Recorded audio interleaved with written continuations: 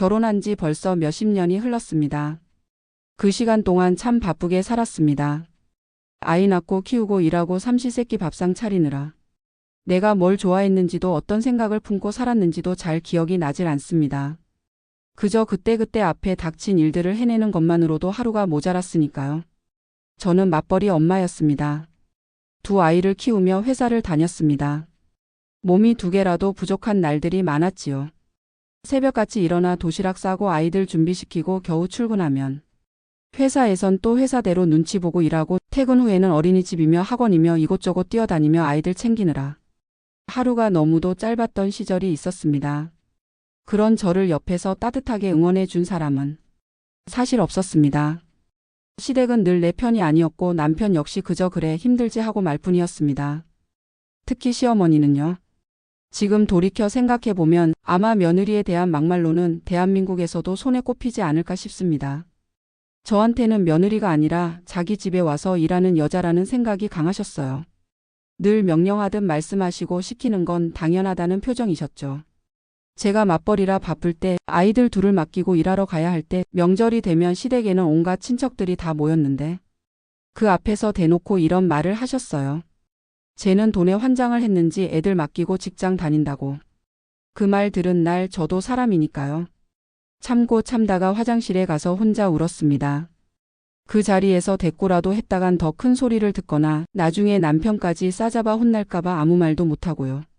그저 화장실 거울 앞에서 물을 틀어놓고 조용히 눈물만 흘렸어요. 그렇게 마음에 상처가 깊이 새겨져 갈 무렵 어느 날은 본인 딸 얘기를 꺼내시더군요. 34평짜리 아파트를 장만했다면서 자랑을 늘어놓으시길래 저도 그냥 지나가는 말로 저희도 이제 아파트 장만을 좀 해볼까 하는데요 하니까 그 말에 돌아온 건 분수껏 살아라. 그 말에 제 가슴이 철렁 내려앉았습니다. 아니 누구보다 아끼고 사랑해서 결혼한 그 아들의 아이를 낳고 몸 바쳐서 일하며 같이 사는 며느리한테 어떻게 그런 말을 아무렇지 않게 할 수 있는지. 시댁에서는 단 한 번도 경제적인 도움을 받은 적이 없습니다. 정확히 말하자면 오히려 우리가 시댁에 지원해 준 게 더 많습니다. 시어머니는 아프시다고 하시면 병원에 모시고 갔고 명절이나 어버이날 생신 같은 날이면 없는 살림에도 용돈 챙겨드리고 음식 장만하고 나름대로 정성을 다해 챙겼습니다. 그런데도 제 생일은커녕 그 날짜조차 모르시는 분이에요. 생일 당일에도 전화 한 통 없고 그저 지나고 나면 그랬냐? 하고 마는 사람입니다. 웃긴 건 시어머니 본인 생일은 온 집안이 알게끔 며칠 전부터 언지를 주시고 당일엔 떡이며 음식이며 다 차려놓고 우리를 부르시곤 하죠. 저보다도 제 남편 생일조차 챙기지 않으세요. 그분에게 중요한 건 오직 본인이라는 생각이 들었습니다. 한때는 그런 서러움도 잊고 살았어요. 하루하루 너무 바빴거든요. 정말 정신없이 살다 보면 마음속에 쌓인 감정조차 꺼내볼 틈이 없잖아요. 그냥 그래 내가 참자. 내가 어른이니까 하며 넘겼습니다. 그런데 요즘은요.